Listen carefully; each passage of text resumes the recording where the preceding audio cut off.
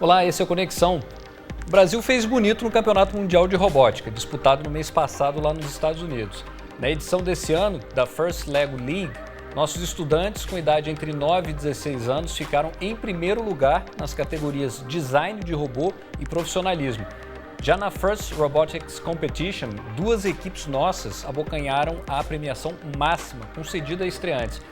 E não é de agora que o país vem apresentando bons resultados nas competições internacionais. Mas como esses prêmios podem contribuir com a nossa educação? Como os desafios da robótica podem estimular nossos estudantes?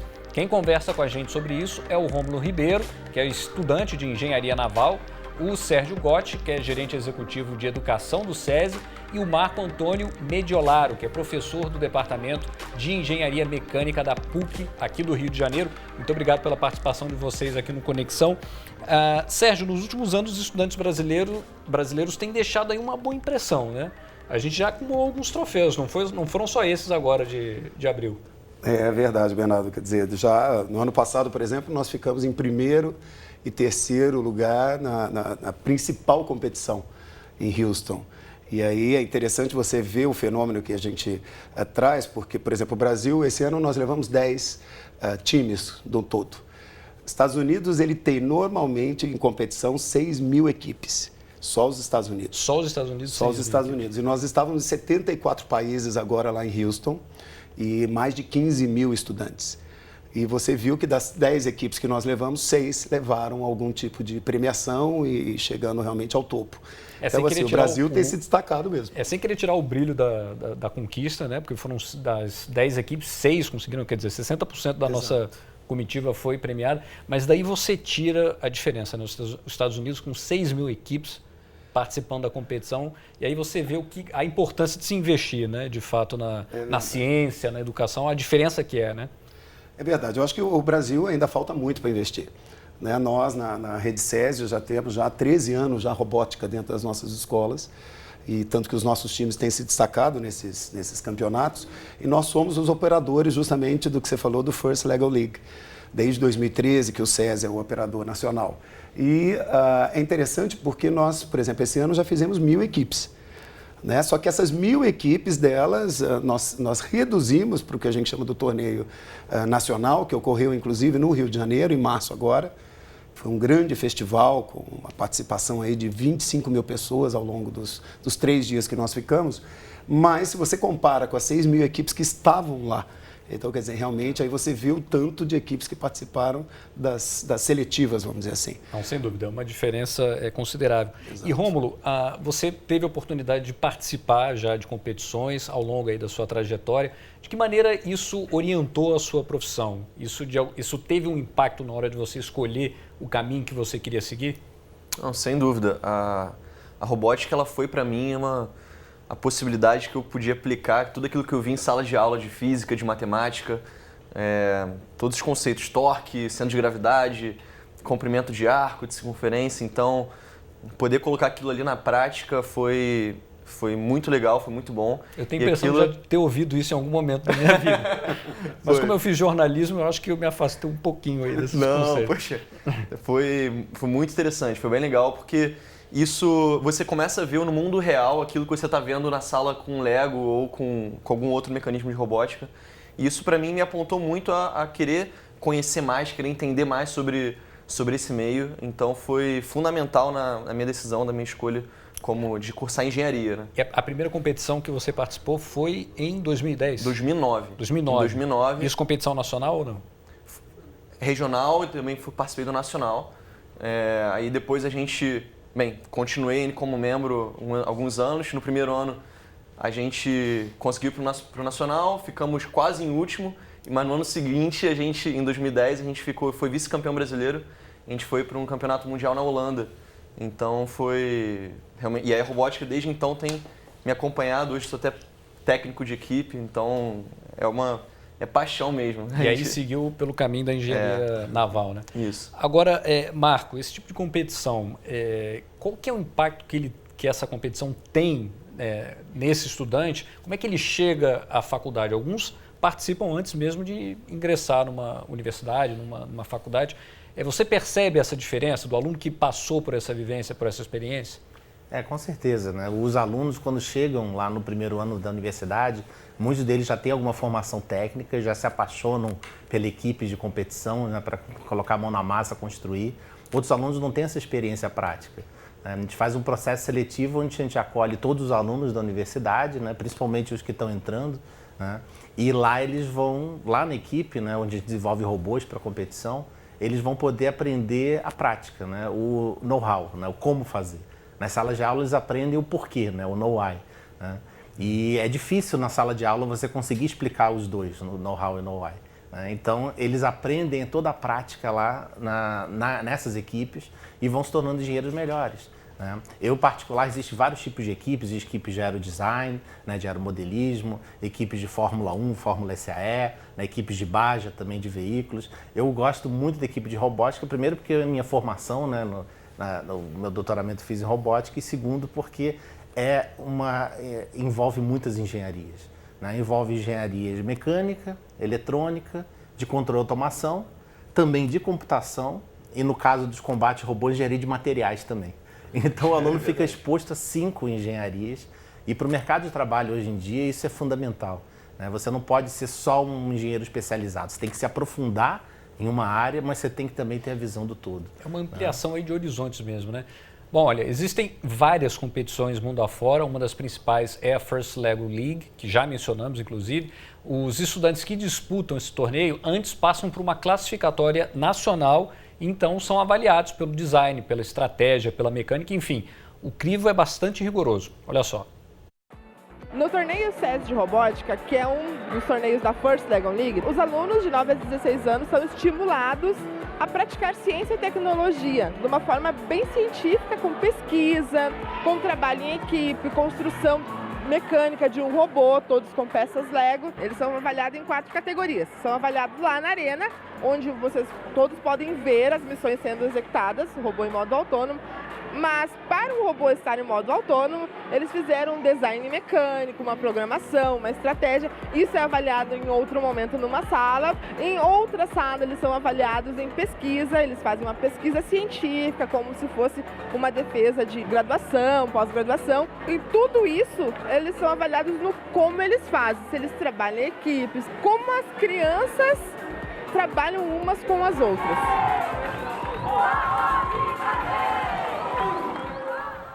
Mas foi um exemplo aí das classificatórias nacionais, essa foi em Belo Horizonte. O Sérgio pode ajudar a gente aqui. Como é que você avalia o desempenho do evento aqui no Brasil? A gente já falou da repercussão no torneio internacional. Aqui no Brasil, como é que você avalia o nível, o desempenho dos estudantes que têm participado desses eventos? É bem interessante a gente falar um pouquinho sobre, acho que o conceito maior, ou o conceito que envolve o FLL. Quer dizer, é uma competição claramente de robô, só que ela envolve outras, ela tem outras atividades também que são muito importantes para esses alunos. Então, por exemplo, não é só simplesmente chegar lá e competir. Então, a gente trabalha com todo um projeto de pesquisa. Então, existe uma temática que é desenvolvida por temporada, que a gente chama, e a gente segue a temporada americana, né? Ou seja, ela começa em agosto e vai até julho do ano seguinte, que seria o calendário do hemisfério norte. E a gente trabalha com grandes temas. Por exemplo, o tema dessa temporada agora foi a questão do espaço, into orbit.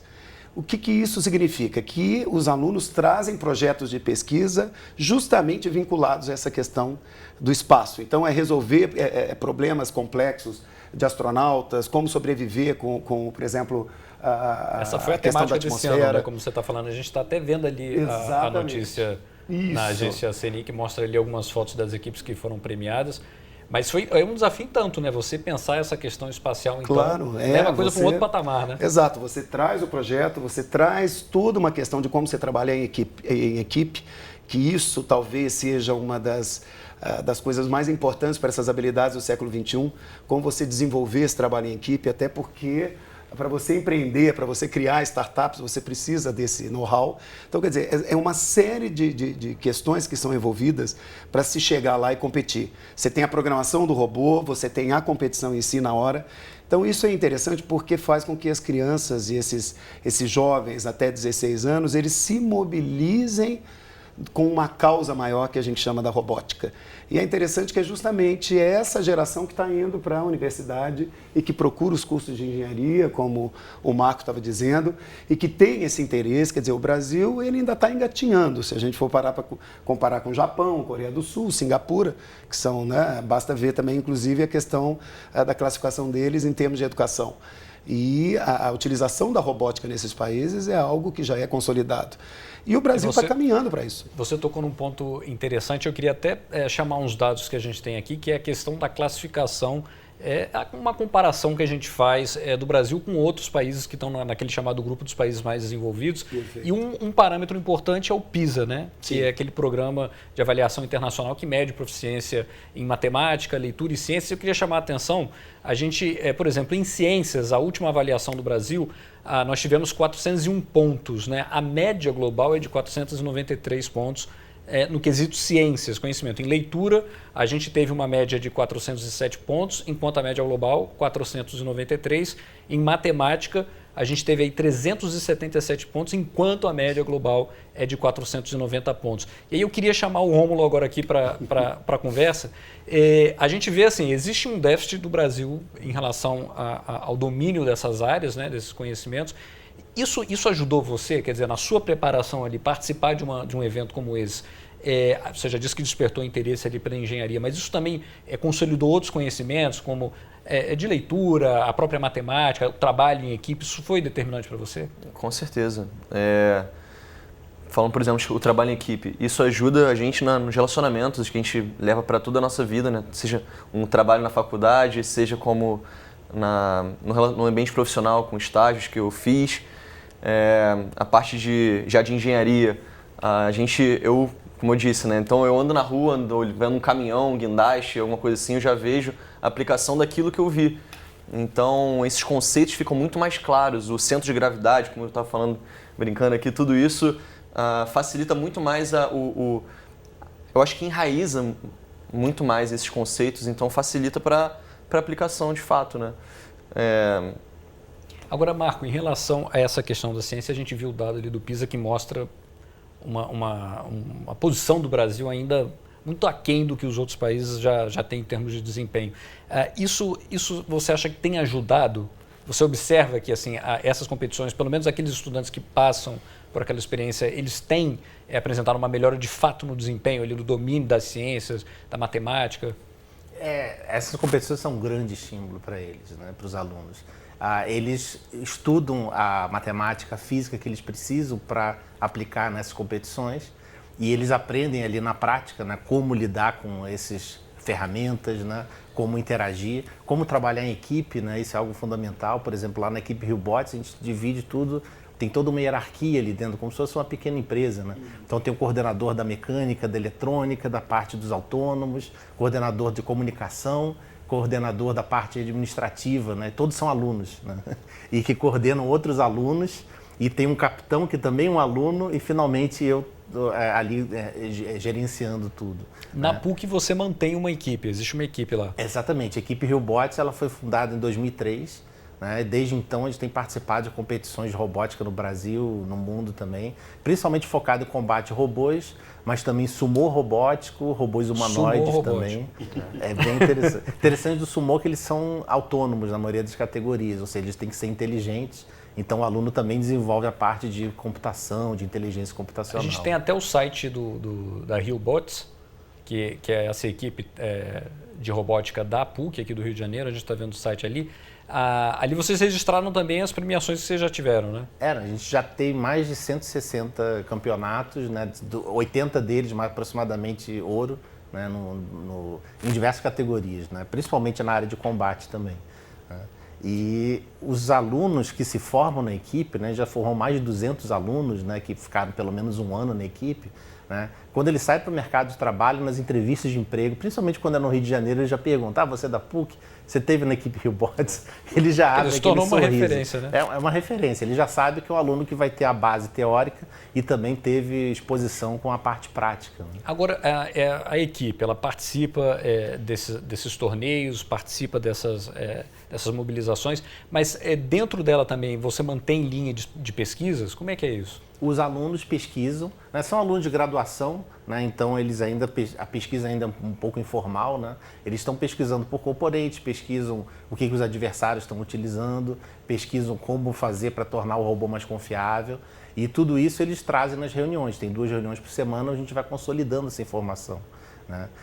No começo da equipe, tinha tanta informação que a gente foi gerando e consolidando de pesquisa, que eu cheguei até a escrever um livro, né, que é um tutorial da Robotics, que é um livro gratuito, tem para baixar no website da Robotics. Ele é focado para robôs de combate, mas na verdade qualquer robô, veículo robótico, pode, né, tem bastante informação aí, desde mecânica, eletrônica, bateria. Existe versão, né, na internet? Sim, ele é gratuito, né, pode baixar na internet. Tem uma versão impressa que a gente botou na Amazon que está esgotada, a gente vai fazer a preço de custo, realmente é tudo sem fins lucrativos. A ideia como professor, é disseminar o conhecimento, né? Então, muita informação foi gerada, muita tecnologia foi gerada nesses robôs. E, Rômulo, você hoje mantém ainda uma equipe? Sim. Para disputar, estão disputando ainda competições, torneios? Sim, desde 2016 eu fui chamado para ser professor técnico de uma equipezinha de garagem, né, de três integrantes, e a gente tem ido super bem, os meninos têm arrebentado. A gente participou do festival aqui no Rio também, nossa equipe foi classificada para o Campeonato Mundial, que vai ter agora no Arkansas em maio, então a gente está bem entusiasmado com isso. Nessa competição que vocês vão participar no Arkansas, lá nos Estados Unidos, qual que é a temática? É mais ou menos aquela que a gente viu desse último Mundial? É o mesmo torneio. O mesmo torneio ele tem diversos tipos de... É o mesmo torneio grande, que é a First Lego League, só que tem vários campeonatos, são festivais que acontecem. Tem um festival que aconteceu o World Festival, que foi esse em Houston, que o Sérgio falou, esse daí grandão aí. A gente está vendo as fotos aí do evento. Esse agora de abril, em que o Brasil conquistou todas essas premiações. E tem outros ao redor do mundo. Tem no Líbano, tem na Europa, tem outro no Arkansas, e a gente vai para esse do Arkansas. Entendi. E, Sérgio, como é que o SESI tem trabalhado aí para prestar esse apoio? Como é que o SESI tem investido, de maneira geral, aqui no Brasil, nesse tipo de competição, nessa preparação do estudante? É interessante, Bernardo. Eu vou pegar um pouquinho o gancho que o professor Marco falou. Ele estava falando de uma equipe justamente de dentro de uma graduação de engenharia. E é interessante porque você observa, por exemplo, o FLL, que é o que o Rômulo, inclusive, tem o time de garagem. Time de garagem é justamente aquele time que não está vinculado a uma escola, mas que os alunos ou que os jovens se juntam para poder montar, e que essa é a filosofia, né, da robótica principal. O que acontece? A gente começa desde cedo, então são os meninos de 9 anos. E é interessante que à medida que eles vão crescendo, as competições vão mudando e vão se aperfeiçoando cada vez mais e se tornando cada vez mais profissionais. Então o SESI começa lá de baixo, lá com 9 anos de idade, com esses alunos. Nós vamos até o ensino médio e pegamos inclusive esse aluno que está lá no 3º ano com competições que a gente chama de competições mais industriais, que é o caso do FRC, que você inclusive citou, tem o FTC também, onde eles já trazem todo um plano de negócio para trabalhar na indústria. E é interessante que daí vem o Marco com a universidade trabalhando robótica também. Então você vê que é um ciclo mesmo. Então o SESI começa na base e vai crescendo até esse aluno chegar à universidade, sempre trabalhando com robótica. E como é que você avalia a diversidade de estudantes que existem hoje dentro desse universo da robótica? Você acha que é uma atividade que ainda precisa ser mais democratizada? Precisa chegar mais nas periferias, por exemplo? Certamente. A gente observa, já existe um certo investimento por parte dos governos, tanto municipal, estadual como federal, no sentido de investir um pouco mais em robótica, mas ainda muito tímido. Então, a gente observa que as escolas públicas ainda têm muita dificuldade para alcançar esses campeonatos, por exemplo, ou ir para o exterior, até porque exige patrocínio, exige uma ajuda muito forte. Mas, por exemplo, nós, a cada competição, ou a cada time que nós temos, nós somos mentores de um time de escola pública, justamente para poder fomentar isso no Brasil e crescer esse movimento cada vez mais. Esses núcleos que são formados nas escolas públicas, eles eventualmente participam também pelo menos desses torneios nacionais, dessas competições nacionais? Participam das etapas regionais. A gente tem 13 que a gente chama de suboperadores no Brasil. Então, a gente tem São Paulo, por exemplo, como é o estado que tem muitos competidores, eles fazem no mínimo 2 competições regionais. Então, nós temos em torno de 15 competições regionais no Brasil, onde a gente tem cada vez mais aumentando o número de escolas públicas participando. Mas, certamente, a gente vai precisar de impulsionar isso muito mais, cada vez mais. E trazer, de uma certa forma, essa robótica educacional que eu estava mencionando antes, no SESI, há 3 anos, para dentro da escola. Porque não é só o torneio, é você fazer, você ensinar diferente. Matemática, física, ciências, trazendo a robótica. Porque a robótica, eu digo o seguinte, que ela é a prática da teoria da matemática e das ciências naturais. E com isso você trabalha uma série de outras competências, de outras disciplinas, que são importantes. Porque você trabalha com projeto de aprendizagem, você trabalha com resolução de problemas. A gente está falando aqui de robótica, das competições, mas seria interessante mostrar realmente o protagonista aí dessa história. O Marco trouxe ali uns exemplos de robô, ele vai mostrar para a gente. Isso é mais ou menos o que estava lá, o que a gente viu nessa competição, né, nesse campeonato mundial. Como é que é o funcionamento desses? Então, essas competições de combate a robôs, elas são competições onde você pode montar um robô livremente, né, com qualquer tipo de material. Isso aqui é um exemplo de uma categoria de 1,3 kg, né? Então, os robôs, esse tipo de robôs, eles não têm inteligência, eles são radiocontrolados. O desafio é você escolher os materiais, por que eu vou usar um plástico, um alumínio, um titânio, né? Você escolher a engenharia, né? Fazer o projeto mecânico, o projeto eletrônico dele, né? E tem aquele fator da adrenalina de você ter um piloto ali. Né? Já esse é um robô de combate. Esse é um robô de combate, um robô de combate, categoria 1,3 kg. Esse aqui é uma maquete, né? Um brinquedinho do Minotauro, que é o nosso robô de 113 kg. Para vocês terem uma ideia da escala, essa é a tampa real do Minotauro. Eu achei que fosse um brasão aqui da... Isso aqui é a tampinha do robô, né? Ele acabou de chegar dos Estados Unidos, a gente estava fazendo a gravação lá em Los Angeles da próxima temporada da Quer dizer que tem um robô como esse aí, daquele tamanho. Exatamente. Esse aqui é um brinquedinho que eles fizeram para o Minotauro, que é o nosso robô que foi desenvolvido. Olha, lá eu fiquei interessado naquele menorzinho ali, porque ele tem um gancho. Eu queria perguntar para você, ele por acaso vai até a geladeira, pega uma latinha, abre a latinha também ou não? Não, esses robôs, eles não são robôs de serviço, né? Eles são robôs específicos, né? Eu olhei assim, olha, podia ter uma utilidade ali, combate, bacana. Né? A utilidade deles é educação. Né? A utilidade brincadeira, deles, claro. A utilidade deles é despertar o interesse dos alunos. Os alunos entram na universidade, todos querem entrar na RioBots, né? Lá na PUC. Eu quero participar disso, eles são atraídos pela adrenalina, mas depois eles ficam realmente pelo aprendizado. E quando eles saem de lá, tem ex-alunos que montaram empresas, né, que desenvolveram robôs para a indústria nuclear, para a indústria do petróleo, robôs de inspeção, robôs que precisam de uma confiabilidade extrema. Né? Eles não podem falhar dentro, por exemplo, de um poço de petróleo. Né? E eles aprenderam isso nessas competições de robôs, desenvolvendo esses robôs que têm que sobreviver aos adversários. Dizer, parece uma brincadeira, eu até fiz a brincadeira aqui, mas no fundo existe um ganho muito grande, né? O Rômulo, melhor do que ninguém, pode dizer isso, né, Rômulo? Não, com certeza. Além de tudo que eu falei, né, de o ganho de ver o mundo de forma diferente, isso me ajudou, acho que muito também na resolução de problemas. Na cabeça de um engenheiro, que é assim, você vê um problema e você querer resolver, como eu vou resolver isso com recursos escassos, de dinheiro, de tempo, de pessoas. Eu, inclusive, também vi uma oportunidade no mercado como empreendedor. Estou criando uma empresa um curso de robótica educacional para crianças, a Toca, e a gente está começando agora, as primeiras turmas agora em junho. Então, a robótica ela foi fundamental, mudou completamente a minha forma de ver o mundo, de lidar com as coisas, com as pessoas. Maravilha. Olha, queria agradecer a participação de vocês. Infelizmente, nosso tempo acabou, mas agradeço aí a vinda aqui ao Conexão, trazer aí exemplos de robôs. Voltem sempre com mais inovações aqui, a casa é nossa, viu?